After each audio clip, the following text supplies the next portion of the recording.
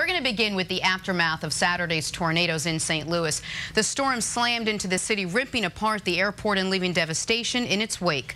The Weather Channel's Mike Seidel is live in Bridgeton, Missouri. Mike, good morning. And good morning, Jenna. Before the twister hit the airport at touchdown here, it was on the ground for 22 miles. This is Bridgeton, and this is the worst of the damage. EF4 damage, the enhanced Fujita scale going from 1 to 5, 5 being the worst. This house completely obliterated. All these homes on this street are total loss. In the foreground, another sad story. The woman has sold the house and was going to close on it tomorrow. Looking down the street, more devastation, a flipped SUV. Some of these winds could have been as high as 200 miles an hour with an EF4. It has been a record-setting month in April. 345 tornadoes and counting.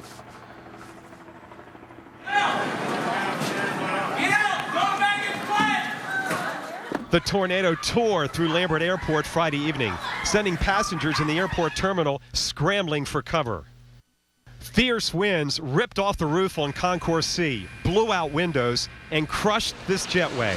Some passengers on an airplane had to ride out the storm, parked at the gate. We were completely pelted with all kinds of wood and debris, and at this point I realized that I was concerned that we would have debris coming through the window in the airplane, and so I ducked for cover. The grounded plane became airborne. You could feel the airplane moving under you. We could see that we had been lifted. We were parked at the gate. We had been lifted from the gate and moved a good 15 to 20 feet from the gate. 5 were injured at the airport, but remarkably, the tornado caused no deaths. It's stunning to see the damages here, and what's also stunning is that there weren't more people that were hurt.